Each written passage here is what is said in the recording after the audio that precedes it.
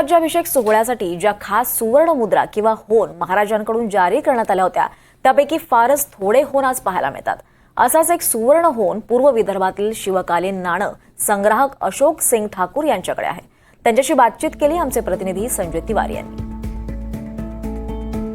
65 वर्षीय अशोक सिंग ठाकूर मूळ हिंदी भाषी असले तरी स्वतःला छत्रपती शिवाजी महाराजांचे सेवेकरी मानतात आणि त्यांचं असं म्हणणं आहे की ते अजूनही छत्रपती महाराजांची सेवा करतायत आणि या सेवेसाठीच त्यांचा जन्म झालेला आहे। याचं कारण त्यांनी वयाच्या 15व्या वर्षापासून वेगवेगळी ऐतिहासिक नाणी संग्रहित करण्यास सुरुवात केली आणि त्यामध्ये महत्त्वाचा विषय छत्रपती शिवाजी महाराज आणि छत्रपती शंभूजीराजे यांची नाणी संग्रहित करण्याचं काम त्यांनी केलं। आपल्यासोबत आहेत अशोक सिंग ठाकूर।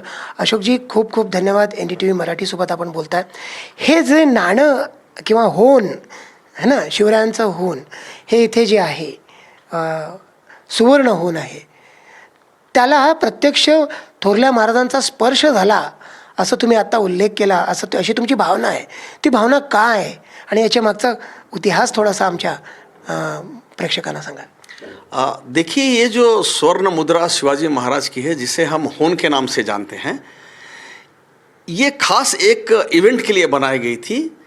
जब महाराज का 6 जून 1674 को उनका जब राज्यारोहण हुआ तो उसके अवसर पे ही ये मुद्रा टंकित की गई। और इसकी विशेषता ये है कि ये 3 ग्राम की मुद्रा है, सोने की मुद्रा है।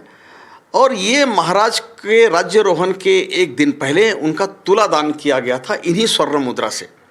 और जब उनका तुलादान हुआ महाराज का, तो उसके बाद स्वयं छत्रपति शिवाजी महाराज ने अपने आए हुए सभी गेस्ट का और जितने भी ओहदेदार लोग वहाँ पर आए थे, उनके सरदार आए थे, और ख़ासकर गागा भट्ट जिन्होंने जिनका राज्याभिषेक किया था, उनको इतिहास में ऐसा लिखा है कि 16,000 स्वर्ण होन उन्होंने अपने हाथ से दिया था। तो उन्होंने जितने भी गिफ्ट दिए हैं वो पूरे गिफ्ट उन्होंने अपने स्वहस्ते लोगों को दिया है। इसलिए इस पर महाराज का हाँ स्पर्श है। तो ये बोलना एकदम बहुत उचित है कि उन्होंने अपने हाथ से ही सभी लोगों को ये बांटा था। अशोक सिंगजी, याशिवाय फनम हे जे इथे मुद्रा ठेवलेल्या आहेत त्याबद्दल सांगा, आणि ह्याच्या तांब्याच्या बाकी शिवमुद्रा आहेत किंवा जे नाणी आहेत।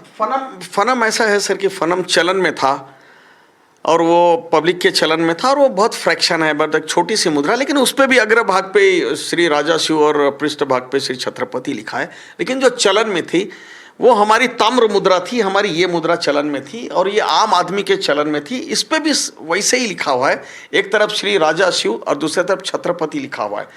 ये बहुत बड़ी बात थी कि जिस समय पूरे भारतवर्ष में मुगलों के सिक्के और उनका साम्राज्य था, उस समय महाराज छत्रपति शिवाजी महाराज ने अपना राज्यारोहण करके अपनी खुद की मुद्रा चलाना, ये एक बहुत बड़ी महाराज की उपलब्धि थी कि पूरे भारत में सिर्फ मुगलों के सिक्के के साथ साथ पूरे महाराष्ट्र में और उनके स्वराज्य में सिर्फ ही और सिर्फ अपने ही सिक्के उन्होंने चलवाए। या सुवर्ण नाण्यांचं पुढे झालं काय की हजारो आणि संख्येमध्ये सुवर्ण नाणी होती?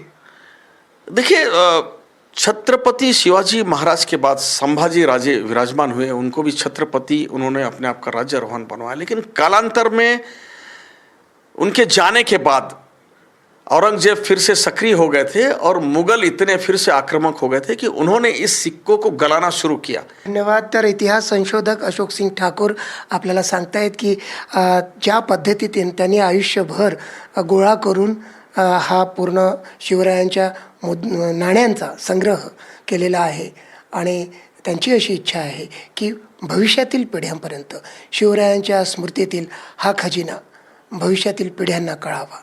व्हिडिओ जर्नलिस्ट विनय शुक्लासोबत संजय तिवारी, NDTV मराठी, नागपूर।